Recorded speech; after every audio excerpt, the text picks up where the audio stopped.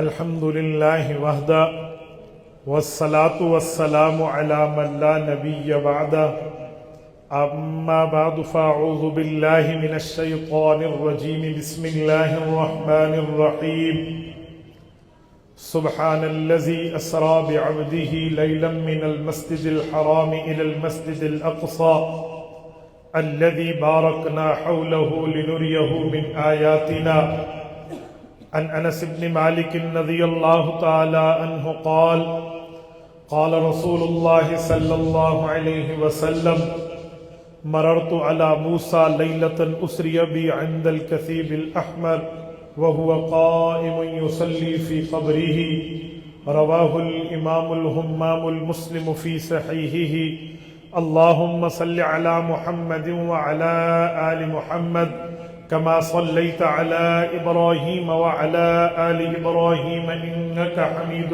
مجيد اللهم بارك على محمد وعلى آل محمد كما باركت على إبراهيم وعلى آل إبراهيم إنك حميد مجيد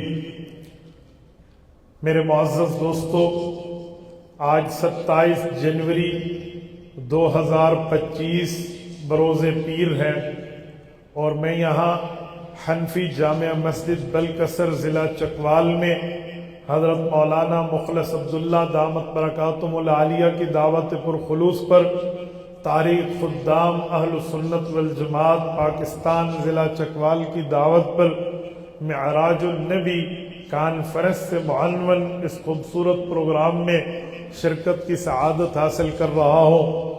میرے دوستو، میں چند معروضات اسی عنوان پر آپ کی خدمت میں رکھوں گا۔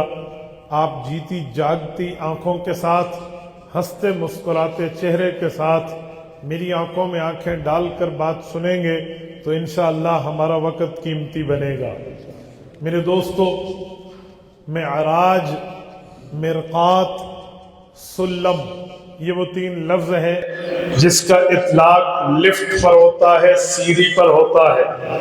معراج کا لفظی معنی ہے سیڑھی، تو سیڑھی کا تعلق حضور پاک سے کیا ہے؟ اس کی وجہ یہ ہے، نبی پاک صلی اللہ علیہ وآلہ وسلم اللہ جل شانہ کے حکم پر یہ جو سفر فرما رہے ہیں تو گویا آسمان پہ چڑھ کے گئے ہیں، تو اس کو معراج سے تعبیر کیا گیا ہے۔ دوسری بات کہ معراج میرے پاک نبی علیہ الصلوۃ والسلام کو کب ہوا، حضور پاک کس وقت آسمانوں پر تشریف لے گئے، تو یہ نبی پاک عام الحزن کے بعد تشریف لے گئے۔ عام الحزن کسے کہتے ہیں؟ عام الحزن نبوت کے 10ویں سال کو کہتے ہیں۔ جب اعلان نبوت کو 10 سال پورے ہوئے تھے تو اس سال کا نام ہے عام الحزن۔ عام عربی زبان میں سال کو کہتے ہیں، حزن کا معنی ہے غم اور تکلیف کا سال۔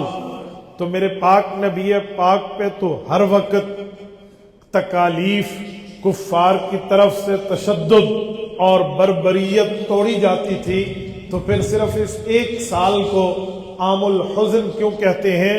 یہاں تو اعوام حزن ہیں، حضور پاک کے کئی سال غموں کے ہیں، اس سال کا نام عام الحزن کیوں ہے؟ اس کی وجہ نبی پاک کو تو باہر سے تکلیفیں ملتی تھی، لیکن اس سال میں حضور پاک کو اپنے گھر سے دکھ ملا، گھر سے پیغمبر کو غم ملا۔ آپ کہیں گے کیسے؟ رسالت مآب علیہ الصلوۃ والسلام کی محبوب بیوی ام المؤمنین سیدہ کائنات حضرت سیدہ خدیجۃ الکبریٰ رضی اللہ تعالی عنہا اسی سال فوت ہوئی، اسی لیے حضور پاک کو غم ملا، نبوت کو تکلیف ہوئی، حضور پاک علیہ الصلوۃ والسلام کو دکھ ملا، تو اس سال کا نام عام الحزن قرار دیا گیا۔ نمبر 2، پیغمبر کریم صلی اللہ علیہ وسلم کے چچا جناب خواجہ ابو طالب وہ بھی اسی سال فوت ہوئے۔ میں مذہب کی بات ان کی نہیں کر رہا، وہ اپنی جگہ ڈیبیٹ ہے، لیکن وہ رسول اللہ کے مخلص تھے، نبی پاک کے ساتھ ان کا اخلاص کا تعلق تھا۔ حضور پاک صلی اللہ علیہ وآلہ وسلم کے اوپر آنے والی تکالیف کو دور کیا کرتے تھے۔ ان کا انتقال بھی اس سال میں ہوا۔ رسالت میں آپ کو کتنا دکھ ملا کہ میں نے کتنی کوششیں کی ان کو اس طرف لانے کے لیے، اور پھر آخر وہ چلے بھی گئے۔ تو یہ بھی پیغمبر کے دکھ کا ایک سبب تھا۔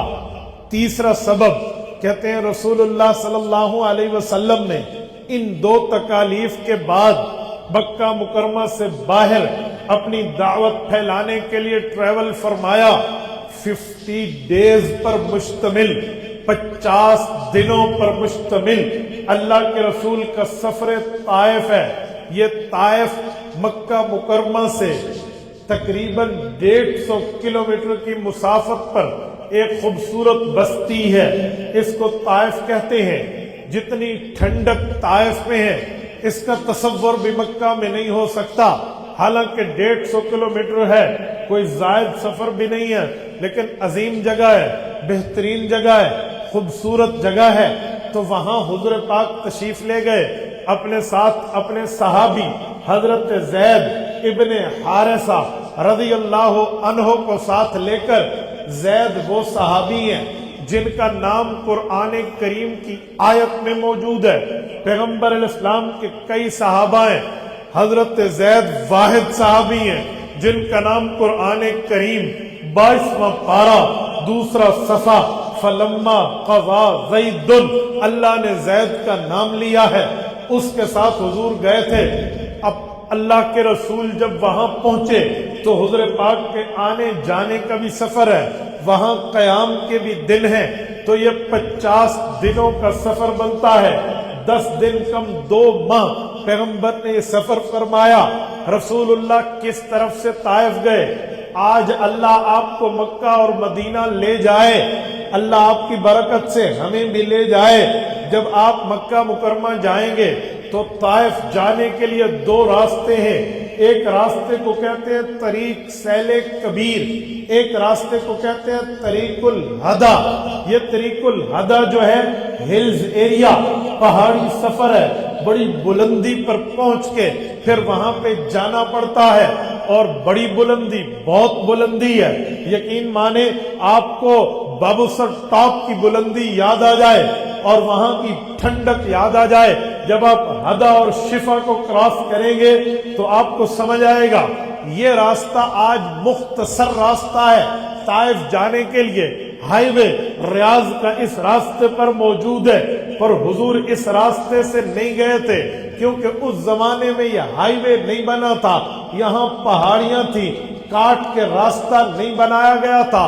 اللہ کے رسول طریق سیل کبیر سے گئے تھے۔ سیل کبیر کا مطلب بڑا سیلاب، سیل سیلاب کو کہتے ہیں، کبیر بڑے کو کہتے ہیں۔ طریق سیل کبیر وہ راستہ جس راستے پہ سیلاب کا بڑا ایک طوفان آیا کرتا تھا، تو ایک راستہ بن گیا، حضور پاک اس راستے سے گئے تھے۔ آج بھی یہ طائف کا بائی پاس ہے، یہ جو ٹرک ہوں 22 ویلر وغیرہ بڑی گاڑیاں اسی راستے سے جاتی ہیں۔ عام طور پہ جو ہمارے ٹیکسی ڈرائیور ہیں حرم میں مکہ کے، تو اس راستے پہ جانے کو ایوائڈ کرتے ہیں کہ جی ادھر ٹریفک زیادہ ہے، یہاں کراسنگ کرنی پڑتی ہے، وہ ہدا سے جاتے ہیں۔ لیکن میری کوشش ہوتی ہے میں جب بھی مکہ سے طائف جاؤں تو اس راستے کو اختیار کروں جہاں سے حضور پاک کے آنے جانے کا سفر ہوا۔ تو اللہ کے رسول وہیں پہ گئے، طائف پہنچے، وہاں نبی پاک نے معلوم کیا یہاں کون لوگ ہیں۔ بتایا گیا 3 سردار ہیں، ان کے اپنے فالوورز ہیں، اور ان سرداروں سے ملے تو عوام میں بات اچھی پھیلے گی۔ حضور تینوں سے باری باری ملے، لیکن تینوں نکمے نکلے، فضول نکلے، انتہائی گھٹیا لہجے میں حضور سے بات کی، کوئی مہمان کی قدر نہیں کی، اور بلکہ تیسرے نے تو کمال ہی کر دیا کہ اگر آپ نبی ہیں تو آپ سے بحث بنتی نہیں ہے، اور اگر آپ نبی نہیں ہیں تو پھر آپ سے بات فضول ہے۔ اس طرح کیا۔ پھر یہاں پہ بس نہیں، شیخ الحدیث مولانا محمد زکریا کاندلوی رحمہ اللہ فضائل اعمال میں لکھتے ہیں کہ انہوں نے اوباش لڑکوں کو، فضول گھٹیا قسم کے بچوں کو حضور کے پیچھے لگایا، آوازیں کسو، پتھر مارو، پھر ان لوگوں نے اتنا زج کیا، اتنا تکلیف دی رسول اللہ کو کہ جو سر سے خون نکلتا تھا اس سے پاؤں کی جوتے کے تلوے بھر جاتے تھے۔ رسالت مآب ایک باغ میں گئے اور پھر وہیں پہ جا کر دعا مانگی، اللہم انی اشکو الیک ضعف قوتی وقلت حیلتی وہوانی علی الناس یا رب المستضعفین۔ اللہ تو غریبوں کا رب ہے، مسکینوں کا رب ہے، تکلیفوں والوں لکھنے والوں کا رب ہے۔ اللہ تو مجھ سے ناراض نہیں، تو مجھے کسی کا گلہ نہیں، میں صرف اپنی بات کر رہا۔ اللہ ہو سکتا ہے میں ان تک دعوت نہ پہنچا پایا۔ حضور نے دعائیں مانگی، اللہ یہ ایمان نہیں لاتے تو ان کی نسلوں کو ایمان دے دے۔ ملک الجبال اترا، پہاڑوں کا فرشتہ جبرائیل کے ساتھ آیا، کہا یہ آیا ہے، حضور آپ حکم کریں ان دو پہاڑوں کو ملا دیں، اہل طائف کرش ہو جائیں۔ حضور پاک نے ان کے خلاف دعا نہیں کی بلکہ حضور پاک نے اسے خالی واپس آسمان پہ بھیجا، اس تکلیف کے ساتھ کہ میں برداشت کر لوں گا، یہ نہیں ان کی نسلیں ایمان لائیں گی۔ حضور پاک صلی اللہ علیہ وسلم نے یوں کہا، واپس تشریف لائے، آج ہم پاکستان والے اس دعا کا مصداق ہیں۔ آپ کہیں گے کیسے؟ اسی طائف سے ایک شخص اٹھا تھا جس کا نام محمد بن قاسم رحمت اللہ علیہ ہے، اس نے 92 ہجری میں کراچی پر حملہ کیا تھا جسے دیبل کہتے تھے، راجہ دہر سے مقابلہ کیا تھا، ملتان تک اسلامی فوجوں کے جھنڈے گاڑے تھے، اور یہ محمد بن قاسم کی وجہ سے آج ملک میں اسلام، مسلمان، اللہ رسول کا نام موجود ہے۔ تو وہ شخص اسی طائف کے ظالموں میں سے کی اولاد تھا جس کو رب نے ایمان سے بہرہ کیا تھا، اسلام سے بہرہ کیا تھا، اللہ رسول کا وفادار بنایا تھا۔ تو وہ بندہ ہمارے ملک کے اسلام پہنچانے کا سبب بنا۔ تو میں کہتا ہوں اس معراج کے راستے میں ایک چیز یہ بھی آئی کہ حضور کی اس دعا کے سبب اللہ نے ہمیں ہدایت عطا فرمائی اور ہمارے ملک میں اسلام اور مسلمان پہنچے۔ ادھر سے حضور واپس آئے، مکہ مکرمہ میں تکلیف تھا، دکھ تھی، یہ تکلیف حضور نے برداشت کی۔ تو یہ تیسرا سبب تھا عام الحزن کا کہ حضور کو غم ملے۔ تو 3 وجہ، ابو طالب کا انتقال، خدیجہ الکبریٰ کا انتقال، طائف کی واپسی میں تکلیفوں کا برداشت۔ جب اتنے غم حضور نے سہے تو پھر اللہ نے پیغمبر کریم کو آسمانوں کی سیر کرانے کے لیے جبرائیل کو بھیجا، وہ حضور کو معراج پہ لے کر آ گئے۔ یہ پوری سٹوری کا مطلب معراج کیوں ہوا، کب ہوا، یہ بتانے کا مطلب یہ ہے، یہ 3 مین پوائنٹس ہیں، مین وجوہات اور ریزن ہے جس کی وجہ سے حضور پاک کو معراج ہوا اور حضور معراج پر تشریف لے گئے۔ اب آئیے، معراج کی رات 2 سفر ہیں، ایک سفر ہے زمینی جسے کہتے ہیں ارتھ ٹریول، ایک ہے آسمانی اسکائی ٹریول۔ پیغمبر کا آسمانی سفر بھی ہے، پیغمبر کا زمینی سفر بھی ہے۔ زمینی سفر کو اسراء کہتے ہیں، آسمانی سفر کو معراج کہتے ہیں۔ حضور کا زمینی سفر کعبۃ اللہ سے شروع ہو کے بیت المقدس میں جاتا ہے، آسمانی سفر بیت المقدس سے شروع ہو کے عرش معلیٰ اور وہیں سے واپسی تک رہتا ہے۔ یہ حضور نے اس رات 2 سفر کیے ہیں۔ ہم اہل سنت والجماعت سنی مسلمان ان دونوں سفروں کو مانتے ہیں، چاہے اسراء کا سفر ہو جس کا ذکر قرآن کریم میں ہے، چاہے معراج کا سفر ہو جس کا تفصیلی ذکر حضور کے فرمان میں ہے۔ ان دونوں کو مانتے ہیں کہ زمینی سفر بھی معراج کا حصہ ہے، آسمانی سفر بھی معراج کا حصہ ہے۔ میرے دوستو، اب زمینی سفر پہ آتے ہیں۔ رسول اللہ کا یہ سفر مکہ مکرمہ سے شروع ہوتا ہے۔ مکہ مکرمہ میں اللہ کے رسول کو اپنے گھر سے لے کر پہلے حتیم میں لایا گیا. حتیم کسے کہتے ہیں؟ کعبہ شریف کے دو حصے ہیں. ایک حصہ وہ ہے جس پہ سخت چھت ہے، ایک حصہ وہ ہے جو بغیر چھت کے ہے. کعبے کا وہ حصہ جس پر چھت نہیں ہے اسے حتیم کعبہ کہتے ہیں. حضور حتیم میں آئے، یہاں سے معراج ہوا. کیوں؟ کعبہ کے اندر سے کیوں نہیں ہوا؟ دو وجہ. پہلی وجہ، کعبے میں اس وقت بت موجود تھے. حضور پاک شرک کی جگہ سے ابتدا نہیں کرنا چاہتے تھے کہ جس جگہ شرک کے اڈے موجود ہوں، اگرچہ اللہ کا گھر ہے، کفار نے وہاں پر شرک کا اماجدہ بنا رکھی ہے، یہاں سے شروع نہ کریں. اس لیے حتیم سے ہوا. دوسری وجہ، اللہ کے رسول اگر کعبے کے اندر سے چلے بھی جاتے وَالرُّجُزَ فَاهْجُرْ، شرک قریب نہ لگتا. لیکن آج کوئی امتوں میں غریب بندہ یہ چاہتا کہ میں اس جگہ کو دیکھوں جہاں سے میرے نبی نے معراج کا سفر شروع کیا، تو وہ کعبے کے اندر ہوگا. وہاں تو سلطان، سلاطین، حکمران یا جس کی مرضی حکمران پہ آئے وہ اندر جاتا ہے. ہر بندہ نہیں جا سکتا، پر کعبے کی کھلی جگہ آزادی کی جگہ ہے. وداؤٹ پرمیشن آف گورنمنٹ، بغیر اجازت کے بندہ حکومت سے اجازت لیے بغیر وہاں جا سکتا ہے، مرد بھی عورتیں بھی. تو حضور پاک نے امت کے لیے یوں رعایت رکھی کہ کوئی غریب اگر اس جگہ کی زیارت کرنا چاہے جہاں سے حضور گئے تو حضور حتیم سے گئے ہیں، جہاں آپ بھی جا سکتے ہیں، ہم بھی جا سکتے ہیں. سفر شروع ہوا. اب اس سفر سے پہلے شق صدر ہوا. شق صدر کا معنی رسول اللہ کے سینے مبارک میں دل اقدس کو باہر نکالا گیا. دل اقدس کو باہر نکال کر دھویا گیا. کہاں سے دھویا؟ چاہے زمزم سے دھویا. زمزم کے کنویں کے پانی، زمزم کے پانی سے دھوا حضور پاک کے دل کو، اور اس دل میں کچھ صلاحیتوں کو مزید باصلاحیت بنا کر حضور کے دل پہ رکھ کر واپس حضور کو لے جائے گئے. دو تین باتیں ہیں. پہلی بات یہ ہے کہ رسالت مآب علیہ الصلوۃ والسلام کے دل کو اس پانی سے کیوں دھویا گیا؟ کہتے ہیں برکات کے حصول کے لیے. میں نے کہا برکت، حضور پاک علیہ السلام بڑے نبی ہیں، وہ تو اس نبی کے پاؤں سے ٹھوکر پہ لگا ہوا پانی ہے جس کا رتبہ حضور پاک سے کم ہے، حضرت اسماعیل علیہ السلام. اس پانی سے کیوں دھویا گیا؟ وہ تو حضور کے مقتدی ہیں، حضرت اسماعیل، ان کے پاؤں کا پانی امام کا دل دھویا گیا. وجہ کیا مطلب؟ تو اس کا جواب ہے کہ آپ لوگوں نے صرف ایک چیز دیکھی ہے کہ اسماعیل علیہ السلام چھوٹے درجے میں ہیں حضور سے، اس لیے ان کے پاؤں کا پانی حضور کے دل پہ نہیں لگنا چاہیے.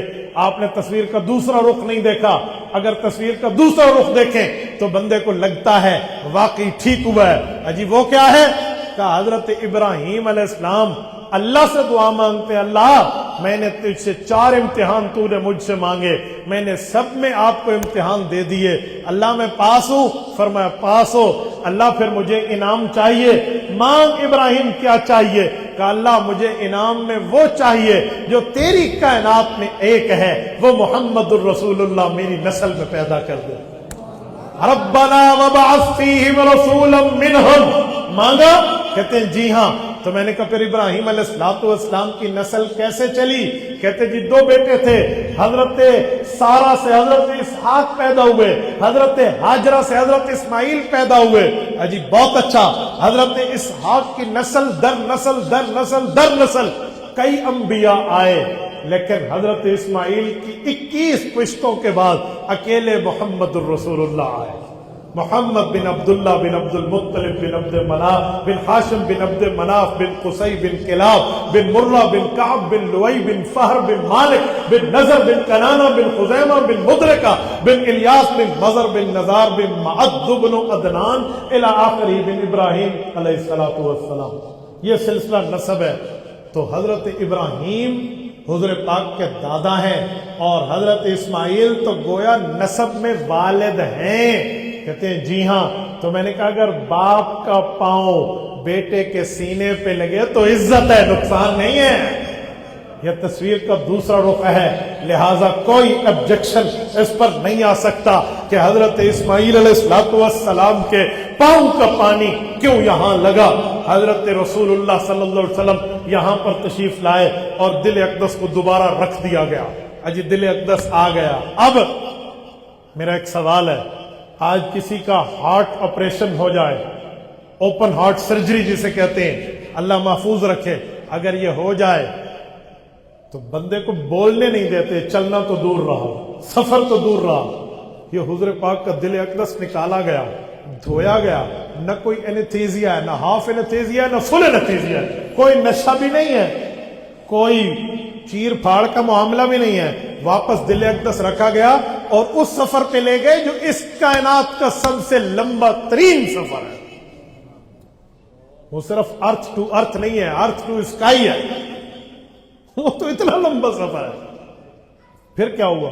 پتہ چلا یہ دنیا کے ڈاکٹروں کی کانٹ چھانٹ ہوتی ہے، وہاں خالق جل مجدہ کا معاملہ تھا، وہ جنتی معاملہ۔ اچھا ایک بات بتاؤں، یہ جو حضور پاک کا دل اقدس باہر ہے، وہ دھو رہے ہیں فرشتے، آپس میں باتیں کر رہے ہیں، پھر حضور کے دل کو آ کے رکھتے ہیں، یہ احادیث پاک میں ہے۔ کون دیکھ رہا تھا کہ فرشتوں نے حضور کا دل دھویا؟ کوئی صحابی نہیں دیکھ رہا، یہ تو حضور نے آ کر بتایا ایسے دل اقدس کو دھویا گیا۔ کون دیکھ رہا تھا؟ فرشتے وہاں سے باتیں کر رہے ہیں، حضور پاک کا دل جان سے باہر ہے، حضور ان کی باتیں کیسے سن رہے ہیں؟ رسالت مآب علیہ السلام کا دل ان کے ہاتھوں میں ہے، حضور حتیم میں سوئے ہوئے ہیں، حضور پاک کی حیات بھی برقرار ہے، سما بھی برقرار ہے۔ کیسے برقرار ہے؟ کیسے برقرار ہے؟ آج مجھ سے پوچھا جاتا ہے پیغمبر کریم کی حیات کیسے، پیغمبر کا سما کیسے، عند القبر کی تعین کیسے؟ او خدا کے بندے، پیغمبر علیہ السلام کو رب کریم نے سماعت وہ عطا فرمائی ہے، دل اقدس جسم سے باہر ادھر دھویا جا رہا ہے، حضور دیکھ بھی رہے ہیں، آواز سن بھی رہے ہیں۔ عجیب معاملہ میرے دوستو، اسی لیے نبوت کے مسئلے پر انگلی نہیں اٹھانی چاہیے۔ یہاں تسلیم ہے، یہاں پر ایکسپٹنس ہے، یہاں پر ماننا ہے، یہاں پر سر جھکانا ہے، یہاں پر سر نہیں اٹھانا، ورنہ ابو لہب حضور پاک صلی اللہ علیہ وسلم کے نام پہ باندھی آزاد کر کے بھی جہنمی بنا، اور ابو بکر حضور پاک کا کوئی ذاتی رشتہ دار نہیں تھا، پھر بھی دنیا میں امت کا امام تھا۔ ماننے کی بات ہوتی ہے، ورنہ رشتہ داری کے معاملات کی بات نہیں ہوتی۔ حضور پاک علیہ السلام یہاں سے چلے ہیں، کس چیز پہ چلے ہیں؟ براق، پیغمبر علیہ السلام کی اس سواری کا نام ہے، جہاں پہ نظر جائے وہیں پر اس کا پاؤں جائے۔ وہ براق پر رسول اللہ سوار ہوئے ہیں، کئی جگہ حضور پاک کو روکا گیا ہے، یہ رسول اللہ رکے ہیں بیت اللہ میں، یہ رکے ہیں یہ یثرب آپ کا دار الہجرت بنے گا، یہ رکے ہیں فلاں جگہ، یہ رکے ہیں فلاں جگہ، اور ایک جگہ حضور پاک کو مزید بھی روکا گیا، جہاں روکتے وہاں حضور پاک 2 رکعت پڑھتے۔ اس پورے سفر میں حضور نے ہر جگہ 2 رکعت پڑھی ہے۔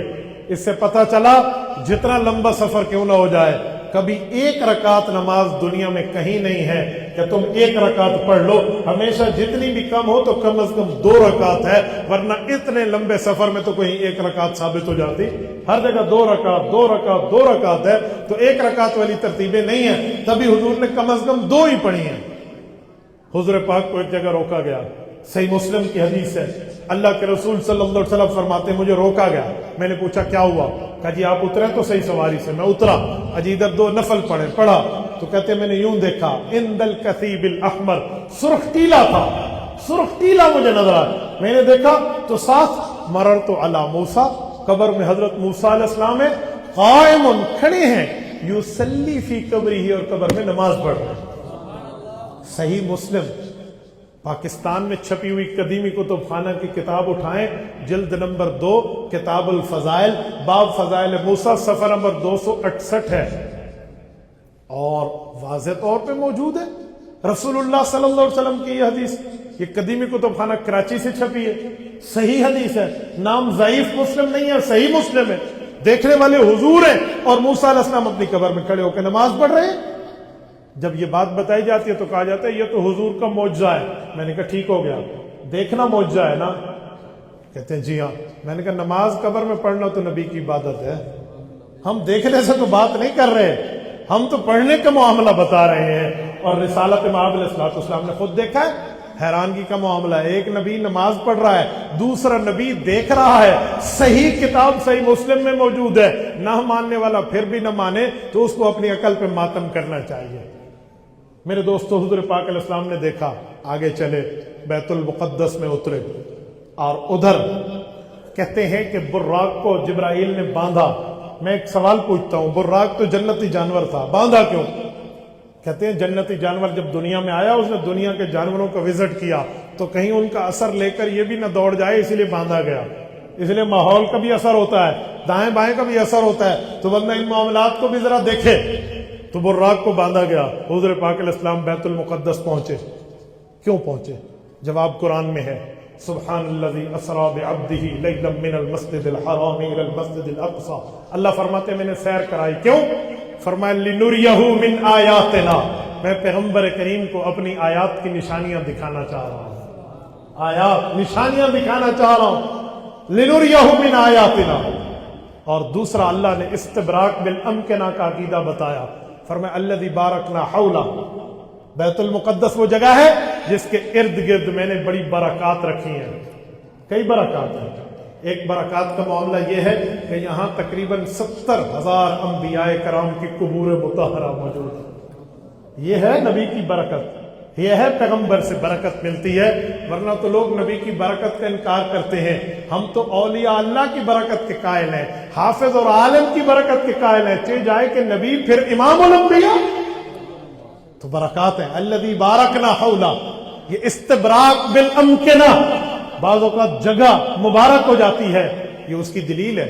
دیکھیں ادھر ہم نماز پڑھیں جہاں عام جگہ ہو، ایک نماز کا ثواب ایک، مسجد میں پڑھیں ایک نماز کا ثواب 25 گنا، جامع مسجد میں پڑھیں ایک نماز کا ثواب 27 گنا، اور بیت المقدس یا بیت مسجد نبوی میں جا کر پڑھیں تو ایک نماز 50,000، اور بیت اللہ میں پڑھیں تو ایک نماز 1,00,000 نماز، اور اگر جماعت کے ساتھ پڑھیں تو 27 گنا، ایک جماعت 27 لاکھ نمازوں کا ثواب۔ کیوں؟ یہ ہے استبراق بالامکنہ، جگہ کی برکت ہے۔ استبراق بالاوقات، بعض اوقات وقت کی برکت ہے۔ دیکھو عام جگہ نفل پڑھو نفل، لیکن رمضان میں نفل پڑھو تو من تقرب فیہ بخصلۃ کان کمن ادی فریضۃ فیما سوا۔ حضرت سلمان کی روایت صحیح ابن خزیمہ میں حضور نے فرمایا رمضان میں نفل پڑھنے والا یوں ہے جیسے عام مہینے میں فرض پڑھنے والا، اتنا مقام ہے۔ یہ استبراق بالاوقات ہے، وقت کی بھی برکت ہے۔ میرے دوستو اسی طرح یہ استبراق بالامکنہ ہے، جگہ کی برکات ہوتی ہیں، اسی لیے حضور پاک صلی اللہ علیہ وسلم کو اس جگہ لایا گیا۔ حضرت امام بخاری فرماتے ہیں میں نے صحیح بخاری کے ابواب ریاض الجنہ میں بیٹھ کے لکھے، کیوں؟ فرمایا یہ استبراق بالامکنہ ہے کہ جگہ کی برکات مل جاتی ہے۔ میرے دوستو حضور پاک علیہ السلام جب یہاں پہنچے تو سارے انبیاء جمع ہیں۔ آپ نے آج تک کہیں سنا ہے کہ حضور ٹھہرے رہے ہوں، حضور نے انتظار کیا ہو انبیاء آئیں گے پھر نماز پڑھاؤں گا؟ سنا ہے کہیں؟ بولتے نہیں ہیں، سنا ہے؟ انبیاء پہلے جمع تھے یا نہیں تھے؟ جواب دیجئے، پہلے جمع تھے۔ اس سے کیا پتہ چلا کہ مقتدی، بولتے نہیں ہیں، مقتدی پہلے آتے ہیں۔ اور آج کل کیا حال ہے، امام بیچارہ مقتدیوں کا انتظار کر رہا ہوتے ہیں، مقتدی آمن تھے پھر اسی جمعہ پڑھائی ہے۔ اس سے پتہ چلا انبیاء کرام پہلے موجود ہے تو مقتدی پہلے آتے ہیں۔ میں نے تو اپنی جمعہ کی مسجد میں طے کیا ہے پہلے دن سے، 2006 کی بات کر رہا ہوں، میں جمعہ پڑھانے گیا تو لوگ اپنی ترتیب پر آئے، میں نے اگلے جمعے سے تقریر روک دی۔ میں نے کہا جی میں بیان کرتا ہوں عوام کو سمجھانے کے لیے، آپ نہیں آؤ گے تو ہمیں سنانے کی ضرورت نہیں ہے، مولویاں سارے مسئلے پڑے ہوئے ہیں، علماء نے پڑھے ہوئے، آپ آئیں گے تو تقریر سنائیں گے ورنہ خطبہ اور نماز۔ چل میرا بھائی، 2 جمعے یوں لگے، اب الحمدللہ 2 3 صفیں پہلے بیٹھی ہوتی ہیں، کیوں؟ سننے کے لیے آئیں گے تو سنائیں گے۔ میں نے کہا تم بڑے مقتدی بن گئے ہو، انبیاء کرام مقتدی ہیں حضور کے، تو مقتدی پہلے ہے امام بعد میں آیا، اور یہاں الٹی گنگا بہے گی کہ امام پہلے آگے بیٹھے رہے، لائٹیں جلائے، دروازے کھولے اور اس کے بعد مقتدیوں نے انتظار کرے، یہ طریقے نبوت نہیں ہے۔ تو حضور پاک علیہ الصلوۃ والسلام نے انبیاء کو وہاں نماز پڑھائی۔ میں ایک سوال کرتا ہوں، اس وقت تو نماز فرض ہی نہیں ہوئی تھی، نماز لازم ہی نہیں تھی، نماز تو عرش پہ جا کے پھر فرض ہوئی، اب کون سی نماز ہے؟ ابھی تو نماز لازم بھی نہیں ہے، اب کون سی نماز پڑھی جا رہی ہے؟ تو ملا علی قاری رحمۃ اللہ علیہ نے مرقات شرح مشکات میں اس کا جواب دیا ہے. وہ کہتے ہیں صلاۃ التحیہ و صلاۃ علی الخصوصیہ، فرماتے ہیں یہ ریسپشن کی نماز ہے، استقبال کی نماز ہے، یا خصوصی انبیاء کی نماز ہے. فرمایا ابھی واجب تو نہیں تھی نا، ابھی لازم تو نہیں تھی، پہلے پڑھا تو فرماتے ہیں یہ خصوصی نماز ہے، صرف انبیاء کی نماز. حضور پاک علیہ الصلوۃ والسلام نے یہ نماز پڑھانے کے بعد حضور آسمان پہ تشریف لے گئے. حضور بھی گئے، باقی انبیاء بھی گئے. یہ ذہن میں رکھیں، جس نبی نے جس جگہ جانا تھا وہیں تک گیا. کوئی پہلے آسمان پہ، کوئی دوسرے پہ، کوئی تیسرے پہ، کوئی چوتھے، پانچویں، چھٹے، ساتویں پہ. ہر نبی اپنے مقام پہ گئے. یہ حضور کے لیے بلوایا گیا تھا، وہاں تشریف لے گئے. حضور پاک علیہ السلام گئے، ایک ایک انبیاء سے ملاقات ہوئی، آخر تک ملاقات ہوئی. پھر رسول اللہ صلی اللہ علیہ وسلم 7 آسمانوں کے بعد سدرۃ المنتہا پہ گئے. سدرہ کہتے ہیں بیری کو، منتہا کہتے ہیں اینڈ، جہاں پر اینڈ ہو جائے اس درخت پر. ہمارے بعض علماء کا قول ہے کہ سدرۃ المنتہا پہ روحیں بیٹھی ہوئی ہیں، جس نے پیدا ہونا ہے اس کی روح وہاں سے اٹھا کے ماں کے پیٹ میں چوتھے مہینے ڈال دی جاتی ہے، تو وہ سدرۃ المنتہا ہے. ادھر جبرائیل نے عرض کیا یا رسول اللہ اب آگے آپ کو اکیلا جانا ہوگا، آگے میں نہیں جا سکتا. کنز الاموال میں روایت موجود ہے، فرمایا میرے پر جل جائیں، آگے اتنے نور کے پردے ہیں، میں نہیں جا سکتا. جبرائیل نے حضور پاک علیہ الصلوۃ والسلام کو یہاں سے الوداع کیا. وہاں رسول اللہ صلی اللہ علیہ وسلم آگے گئے ہیں. کہتے ہیں سیرت کی کتابوں میں ہے کہ وہاں رسول اللہ کے دل اقدس میں تھوڑی سی پریشانی ہوئی کہ گھر سے چلے، جبرائیل ساتھ تھا، بیت اللہ آئے، ایک ایک جگہ رکے، بیت المقدس آئے، جبرائیل کے ساتھ ہے، اور آ کر پھر ہم آخر سدرۃ المنتہا تک. اب جبرائیل چھوڑ گیا، اب اکیلا سفر. تو کہتے ہیں اس موقع پہ نبی پاک صلی اللہ علیہ وسلم سے ایک فرشتے نے دل لگی اور گپ شپ کی بات کی. اس فرشتے کی آواز ابو بکر صدیق کی آواز تھی. اسی میں مانوس کر کے رسول اللہ سے گفتگو ہوئی. کیوں؟ کہتے ہیں اللہ نے اس فرشتے کو پیدا ہی اس لیے کیا تھا کہ تو ادھر ٹھہر جا، جس دن مصطفیٰ یہاں سے گزریں گے اگر انہیں پریشانی ہوئی تو ان کے یار غار والی زبان میں بات کرنا. حضرت رسول اللہ صلی اللہ علیہ وسلم آگے تشریف لے گئے اور وہاں پر پہنچے ہیں. پوری ترتیب ہے، وہاں سے ملاقات ہے، اور پھر سلام ہے، اور پھر سلام کا جواب ہے، السلام علیکم ہے، السلام علینا ہے. ساری ترتیب پورے معاملات کے بعد 50 نمازوں کا تحفہ ہے. حضور واپس تشریف لائے. حضرت موسیٰ علیہ السلام نے کیا عرض کیا کہ جی آپ کی امت 50 نہیں پڑے گی، کم کرائیں. کم ہوئے. اب ایک روایت ہے کہ 9 مرتبہ حضور کا آنا جانا ہوا، 5 کم ہوتے رہے، پھر 5 بچ گئے. 50 تھے. ایک روایت میں نہیں 4 مرتبہ حضور گئے، 10 کم ہوئے، 5 رہ گئے. پھر آخری 5 کے وقت حضرت موسیٰ نے فرمایا آپ کی امت یہ بھی نہیں پڑے گی، مجھے تجربہ ہے، میں اپنی قوم سے ہو کر آیا ہوں. حضور نے فرمایا اب مجھے جاتے ہوئے اللہ سے حیا آتی ہے کہ رب نے فرما دیا ہے محبوب ہمارے ہاں تبدیلی نہیں ہے، تیری امت پڑھے گی 5 نمازیں، ثواب 50 کا دو. کہ آپ نہیں جاتا. میں حیران ہوں. میں ایک جگہ یہ حدیث سنا رہا تھا تو ایک شخص نے مجھے کہا کہ ایک باری پھر بھی اللہ دے رسول تشریف لے جاندے تے ساڑا کم بڑھ جاندہ. میں کہا جی پتر اگر تو نکاح لائے تے تیرا بیوی بھی گئی تے تیرا کلمہ بھی گیا، ایک بار پھر کلمہ پڑھ. عجیب بات ہے، تو رسول اللہ کے لیے یہ ریکمینڈ کرے گا کہ حضور جائیں ایک باری پھر جائیں. بعض اوقات ایسا جملہ انسان منہ سے کہہ کر پتہ نہیں کہاں سے کہاں فارغ ہو جاتا ہے. تو اللہ کے رسول صلی اللہ علیہ وسلم نہیں گئے اور تو بیٹھ کے کہہ رہے بھی حضور جاتے. وہ مقام حضرت موسیٰ کا ہے. انہوں نے وہاں کہا، رسول اللہ کا جواب بھی آیا. آپ علیہ الصلوۃ والسلام وہاں پر جہنم کا وزٹ بھی کیا ہے، جنت کے وزٹ بھی. یہاں ایک سوال اٹھتا ہے کہ کیا واقعی جہنم کے لیے تو زمینوں کے اندر وہ تحت الثری میں ہے، زمین کے نیچے، اور بعض روایتوں میں ہے ان تحت البحر نارا، کہ سمندر کے نیچے ہے جہنم، کیونکہ قیامت میں یہ سمندر ابلیں گے کیونکہ وہ اس کی گرمی ہوگی جہنم کے آگ کی. تو اوپر جہنم کیسے دیکھی؟ میں نے کہا جی ورچوئل اجلاس آج کے دور میں آپ کو سمجھانے کے لیے کہنے لگا ہوں. دنیا کے جس ممالک میں جو بندہ بیٹھا ہو، جس ملک میں ایک ورچوئل اجلاس ہوتا ہے، زوم میٹنگ ہوتی ہے، ایک ایک بندہ وہاں سے اپنی اپنی آئی ڈی کو آن کر کے ایک جگہ اسکرین پر اکٹھے ہو جاتے ہیں. تو رسول اللہ کے سامنے بھی اسکرینیں چلا کر دکھا دی گئی ہوں گی، یہ سودیوں کا عذاب ہے، شراب خور کا عذاب ہے، یہ زنا والوں کا عذاب ہے، یہ جھوٹ بولنے والوں کا عذاب ہے. تو پیغمبر نے وزٹ نہیں کیا، یہ نہیں ہو سکتا.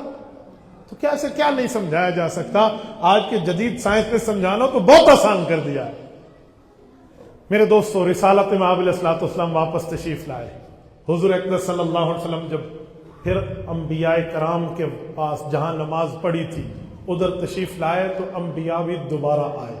مولا علی قاری فرماتے ہیں رسول اللہ صلی اللہ علیہ وسلم آئے اسی مرکات سرہ مشکات میں، انبیاء بھی آئے، وَصَلَّ بِهِمْ صَلَاةَ مُوَدِّعٍ فَآخَرَ، پھر حضور پاک نے دوسری نماز پڑھائی، کیونکہ اب نماز لازم ہو چکی تھی، یہ نماز پڑھائی کیونکہ یہ الوداعی نماز تھی، پھر ہر نبی اپنے مقام پہ تشریف لے گئے۔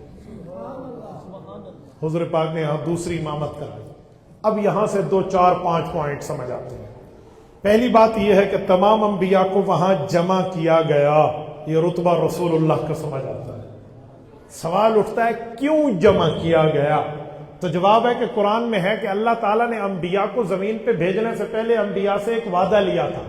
فرمایا ثم جاءکم رسول لتؤمنن بہ ولتنصرنہ، حضور پاک اگر تمہارے دور نبوت میں آ جائیں تو ایمان بھی لانا، مدد بھی کرنا، لیکن حضور تو اپنے دور نبوت میں آئے، انبیاء کے ادوار میں نہیں آئے، تو اللہ نے وعدہ پورا کرایا کہ حضور کا مقتدی ان کو بناؤں تاکہ ان پر ایمان بھی آ جائے اور مقتدی ہونے کی مدد بھی ہو جائے۔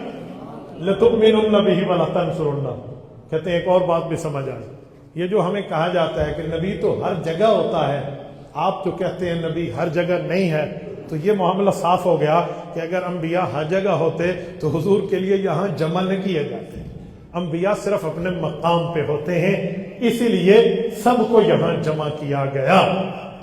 ایک بات اور بھی سمجھ آئی، اجی وہ کیا کہ رسالت مآب علیہ السلام کے یہ مقتدی بنے، حضور امام بنے، اور امام کون ہوتا ہے؟ امام وہ ہوتا ہے جس کے آگے بھی کوئی نہیں ہوتا، اس کے برابر بھی کوئی نہیں ہوتا۔ تو حضور کا رتبہ اتنا بڑا کہ حضور کے آگے تو چھوڑو برابر بھی کوئی نہیں ہے، یہ امام الانبیاء ہے۔ اور امام، اللہ اکبر، حضور پاک نے نماز پڑھائی، چلو حضور پاک تو دنیاوی زندگی میں موجود تھے، باقی انبیاء تو وفات کے بعد جمع ہوئے ہیں، ماں سوائے حضرت عیسیٰ علیہ السلام، یہ 1 2 کا استثناء کر لیں۔ یہ جو کہا جاتا ہے کہ موت کے بعد عبادت نہیں ہوتی، صرف موت تک عبادت ہے، اگر یہ بات مان لوں تو پھر انبیاء کی وفات کے بعد والی معراج کی رات کی عبادت کو کہاں لے جائیں گے؟ اس سے پتہ چلا زندگی تک عبادت فرض اور واجب اور لازم اور کمپلسری ہے، موت کے بعد کوئی چاہے جیسے انبیاء اپنی آنکھوں کی ٹھنڈک کے لیے نماز پڑھتے ہیں تو جائز ہے، کوئی لازم نہیں رہتی لیکن جائز ہے، ورنہ اگر موت کے بعد کی عبادت بالکل یا انکار کر دیں تو معراج کی رات کی نماز جاتی ہے، نماز جاتی ہے تو امامت انبیاء جاتی ہے، امامت انبیاء جائے گی تو حضور پاک کے امام الانبیاء ہونے کا رتبہ وہاں سے نعوذ باللہ چلا جائے گا۔ اور ایک مسئلہ اور بھی سمجھ آیا، جیسے ہم نماز پڑھتے ہیں نا، نماز میں امام تلاوت کرتا ہے، مقتدی نہیں کرتے، امام تلاوت کرتا ہے، یہی معاملہ حضور پاک کی امامت میں ہوا ہے معراج کے رات، انبیاء نے تلاوت نہیں کی، حضور نے کی ہے۔ آپ کہیں گے دلیل قرآن کریم میں ہے، وَلَقَدْ آتَيْنَاكَ سَبْعًا مِّنَ الْمَثَانِي وَالْقُرْآنِ الْعَظِيمِ، محبوب مصطفیٰ قرآن آپ کو ملا، سورۃ فاتحہ آپ کو ملی، یہ اللہ نے فرمایا۔ تو جسے قرآن ملا پڑھا ہی اس نے، پیچھے انبیاء تو تورات والا تھا، زبور والے نبی تھے، جو ہے نا کیا کہتے ہیں انجیل والے نبی تھے، صحائف والے نبی تھے، وہاں پر نہ قرآن موجود تھا نہ سورۃ فاتحہ موجود تھی، اس لیے انہوں نے پڑھی نہیں، حضور پہ آئی، حضور نے پڑھی، پتہ چلا امام پڑھے گا مقتدی کا پڑھنا ہو جائے گا، یہ بھی یہاں سے پتہ چلا کہ امام پڑھ رہا ہے، سورۃ الفاتحہ بھی اور قرات بھی، پیچھے مقتدیوں کا معاملہ نہیں ہے۔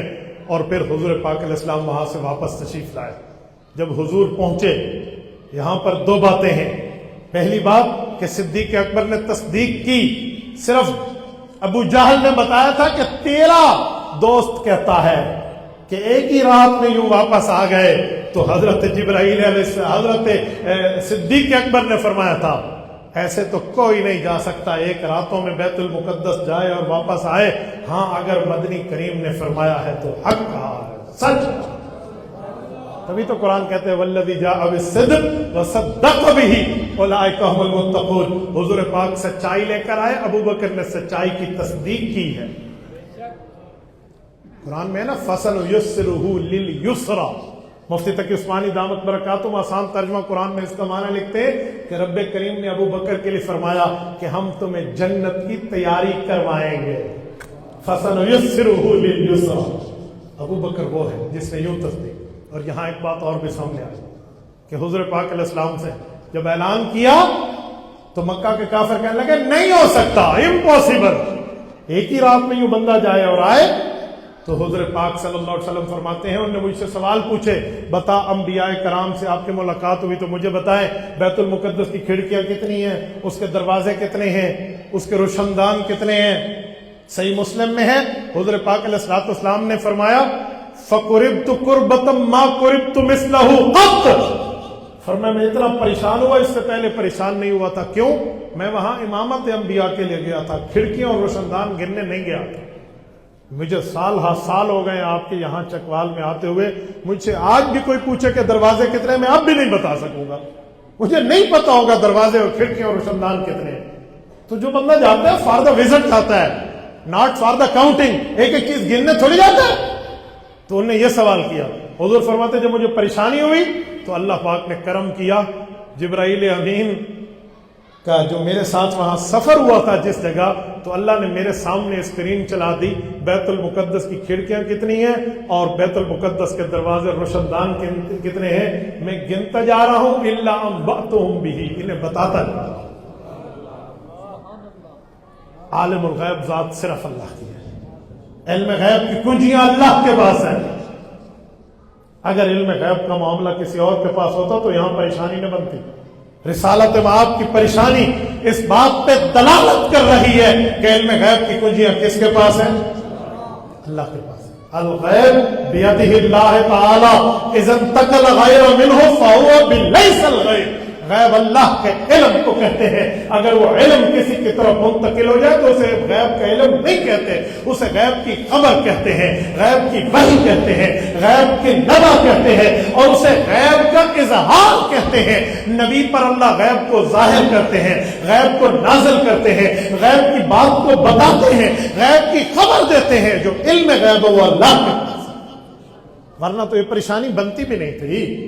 اس جیسی شخصیت امام الانبیاء جیسے، جس جیسا انسان اس دھرتی پہ آیا ہو، جس جیسا کسی ماں نے پیدا کرنے کا اس کے حاشیہ خیال میں کبھی دماغ میں بات نہ آئی ہو، وہ شخصیت جس کے لیے کہا گیا ہے کہ کأنک قد خلقت کما تشاء. آپ بتاتے گئے اللہ مجھے یوں بنا اور اللہ ویسے بناتا گیا. اس جیسے کے لیے پریشانی کیوں ہوئی؟ پتہ چلا علم غیب کی کنجیاں صرف اللہ کے ہاتھ. اور یہ بھی یہاں سے سمجھ آئے. رسالت مآب علیہ الصلوۃ والسلام یہاں سے واپس تشریف لائے اور یہ نماز معراج کا تحفہ ہے. میرے دوستوں میں پوری بات کا خلاصہ پیش کرتے ہوئے کہنے لگا ہوں، آپ جتنے دوست بیٹھے ہیں، جتنے ساتھی بیٹھے ہیں، ہم نماز کے علاوہ جتنے احکام کی بات کریں، روزے کی بات کریں، حج کی بات کریں، عمرہ کی بات کریں، زکوٰۃ کی بات کریں، قربانی کی بات کریں، نکاح کی بات کریں، صلہ رحمی کی بات کریں، باقی معاملات کو دیکھیں وہ اللہ نے حضور کو زمین پہ دیے. نماز اتنی بڑی عبادت ہے، اللہ نے حضور کو معراج پہ دیا. معراج پر بلا کر نماز کا تحفہ دینا، یہ اس بات کے محتم بشان بتانے کے لیے کافی ہے کہ لوگوں نماز بہت بڑی چیز ہے. نماز نہ چھوڑنا.